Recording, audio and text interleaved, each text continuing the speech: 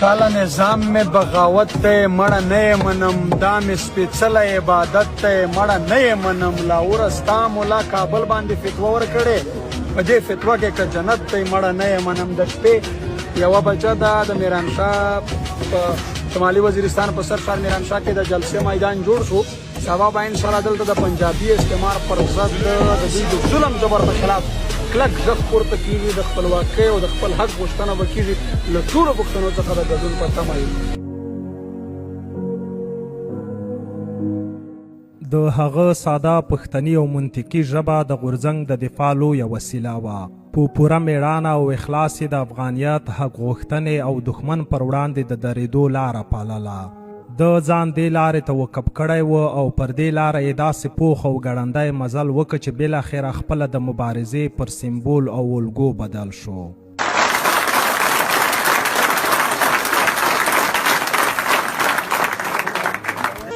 پتندی مهر د بدنام را باندې ولګوا وخت باغی مې کړه الزام را باندې ولګوا او د منصور یاد بشي تازه دار ته مې وخېژوا د وفا جرم د خپل کام را باندې ولګوا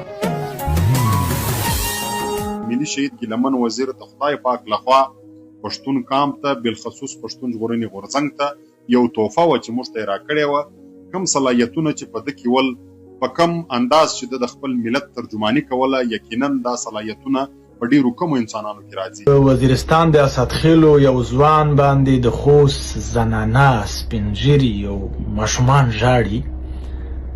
دا ولې لکه په وزیرستان کې خو ډېر نور ځوانان هم دي ولې په هغوی باندې نور ځوانان هم ډېر شهیدان شول تلف شول یا په افغانستان کې هم ډېر تلف شول شهیدان شول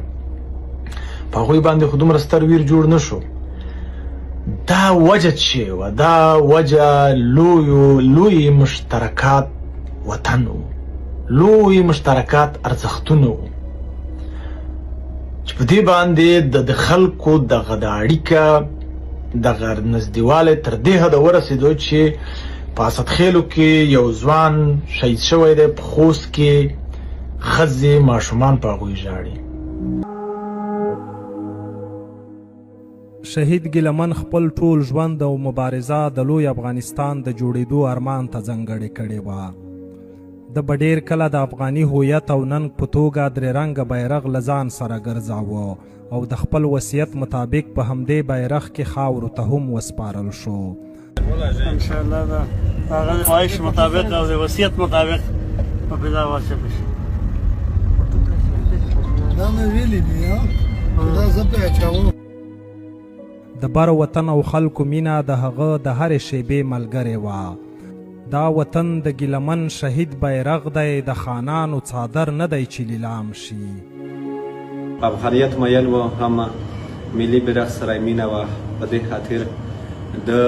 ډېره مطالعه کړې وه چې ملي بیرغ اصل کې پر کب بنیاد باندې زموږ په خاوره رپول پکار دي په افغانیت کې د دې پرچار مونږ کول پکار دي په دې خاطر د ډېر زیات د افغانیت پرچار یعنی په هر ډول د ښکاره کړی دی او دا مې د واده چې مې تر څو وجود کې ساوي دا بیرغ به زه په ګرد جهان کې رپوم بیا د ده په افغانیت باندې کلام دی فوجي زندان کې وم هلته خو بلا سزاګانې وي ډېر زیات بد کردار غیر اخلاقي غیر انساني بیا به یې چې کله دی ډېر هم ووایه ډېر به هم دی شکنځه شو هلته بیا به ده د بدن نه وینې تللې په هغه وخت کې هم موږ ته د ذاکین دي د نور ملګري عیدرحمان دي چې مجلسونه کوي هغه وایي چې ده به هلته هم لیکلي وو چې لوی افغانستان او بیا لوی افغانستان زنده‌باد پی ټي ایم زنده‌باد نو دا یې بیخي زیات په افغان وطن باندې مایان وو او دا د لوی افغانستان ارمانجن هم و د لوی افغانستان د فکر د جوړولو خاوند و که الهام یې له شهیدو نغمو اخلی دا شپونکی د پښتانه کوهیتور دا دی ګیلمن د قلم او ژبې نه تکراریدونکې اسطوره او حماسه وه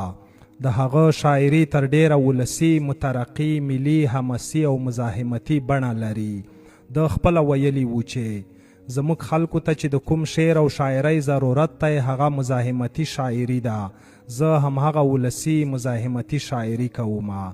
د ده شعرونه کله یوې خوا د افغانستان پښتون قام د محرومیت، ځپنې، نفاق او دربدریو سوي چیغې دي، نو له بلې خوا پکې د افغاني پښتني هویت ننګ، وطن پالنې او بیدارۍ څرکونه او له اخلاصه ډک پیغامونه هم پراته دي.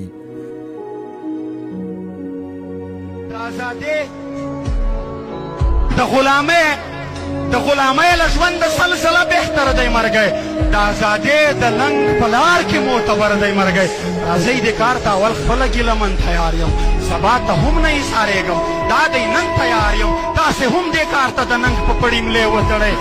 صرف په خوله نه نغدې ارادې وتړئ. زی په لاسو کې د خپلواک وطن جنډې اخلو، موږ به تر څو پورې د یو بل جنازې اخلو. اما زه به دا یو اړخ راواخلم چې شهید ګیله من تر ډیره بریده د حماسي او څه عشقي او غنایي شاعرۍ ترڅنګ تر ډیره بریده یو روښانتیایي او ویښتیایي شاعر دی، لکه د نن زمانې ملنګ جان د ملي ولولو د راپارولو ترڅنګ د خپل ولس او د خپل لوی ملت د راویښولو او روښانولو لویه دنده پر غاړه اخیستې وه د شاعرۍ په برخه کې. دا درسره کړې کوم ملا د جنت ژمنه ده، دا خو جهاد نه دی اشنا، دا خو ورور وژنه ده. هر خوا متم دی ژړاګانې د غوغا جوړه ده، بیا له شیرین پښتونخوا نه کربلا جوړه ده. بیا میندې بورې دي په دوو لاسو مخونه وایي، بیا خویندې ورارې دیوالونو ته سرونه وایي، په وطن توره بلا ګډه د موجونه وایي، له مشرانو او ځوانانو نه سرونه وایي. خلک حیران دي څوک د سر د پناه ځای نه مومي، د در په در پر لر او بر د پناه ځای نه مومي. د ګیله من نږدې هر شعر د پښتون وطن او خلکو د درد او ارمان ترجماني ده. د شعرپوهانو په نظر ګیله من په دې دور کې ولس ته د مرحوم ملنګ جان په څیر ژوندی وطني او حماسي سندرې وویلې، او د خپله هم اعتراف کوه چې په شعر لیکلو کې د ملنګ جان لاروی او پیرو دی.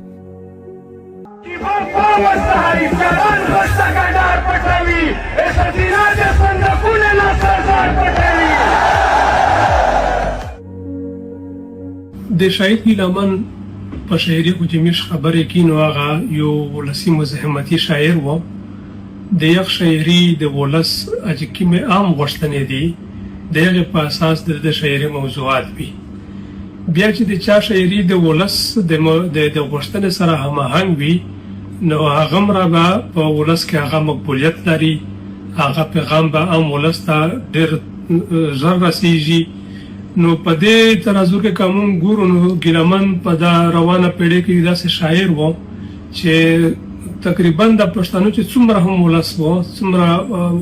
ولسي ذهني سطحه وه، هغه د په خپلو شعرونو ډېره دوامداره او چټکه ساتلې وه. ګیله من په دې نظر و چې د ماتم، وینو او محرومیو په ماحول کې د مینې او مستۍ شاعري نشي کېدی، د هغه خپله وینا ده. زما شعر کې روماني رنګونه نه وي، زما فکر زما خیال په وینو سور دی. خو کله چې شهید ګیله من عاشقانه او لیریکې شاعرۍ ته راځي، بیرته د زړه ستنې د وطن او ولس خواته کږېږي. د خپلې مینې دا ګیله هم تصویروي چې ولې نه ستایي شاعر خو دی، مګر ولې د خپلې مینې ښکلا نه ستایي او مینه نه کوي په شعر کې. پرون لیلا داسې په چلول کې ګیله کوله، ویلې خفه نه شې څه داسې یې کیسه کوله چې ته شاعر یې او د مینې کیسې نه پېژنې، د محبت شنې سرې رنګینې کیسې نه پېژنې. چیرې یوه ورځ خو د زما شنکي خالونه یاد کا، یا مې چشمان یا مې د سرو شونډو سرونه یاد کا. ما هم په غوڅو وچو شونډو ورته مړه وخندل، زړه خو مې نه کېدو په زور مې په ډک زړه وخندل. ما ورته وویل لیونۍ د ستا ګیله په ځای ده، زه یې منمه د ستا هره یوه کیسه په ځای ده. دا هم منم چې د ستا حسن د ستایلو وړ دی، دا هم منم چې د ستا حسن د ستایلو وړ دی، هر یو انداز دې په غزل د یادولو وړ دی. خو زه څه وکړم پښتون یم خیاره درومي، قسم په خدای که مې په خوله د عشق ټپه را درومي. څنګه یې ولیکم ضمیر اجازت نه راکوي، ما ته د وران وطن تصویر اجازت نه راکوي. ګیلمن وزیر چې کوم شی ویلی دی هغه د زړه نه راوتلی دی او زړونو ته غورځېدلی دی. ساده ژبه کې خبره کوله خو د زړه نه یې کوله، اخلاص پکې ډېر و. په تاریخ کې داسې ډیر کم پیښ شوي چې هم د یو چا د خپلو خلکو ارمانونه او محرومیتونه شیر کړي وي او هم د هغه د تحقق لپاره له بل هر چا څخه ډیره عملي مبارزه هم کړې وي. ګیلمن شهید هغه څوک و چې د وینا او عمل دواړه خواوې په پوره صداقت وپاللې. موږ چې کله د ادب او د عمل مطالعه کې چې ادب او عمل څه شی دي، اکثر شاعر لیکوال شعر لیکي خبره کو خو عملی ژوند یې داسې نه وي. واحد ګیلمن یو هغه حقیقت پسند سړی و، شاعر و، هغه رښتینی شاعر و چې د څه په شاعري شه غوښتل هغه د په عمل شه ثابتول لګیا و. د لوی وطن ملي شهید په خپل وړ او کاریزماتیک شخصیت د بشمیره خلکو زړونه ورخپل کړي ول. د په لویه کچه په خپلو اسلامي، افغاني او پښتني ارزښتونو باور درلود. په خپل عالی کردار سره یې د لوی وطن او پښتون قام روایتونه په بېسارې توګه وپالل.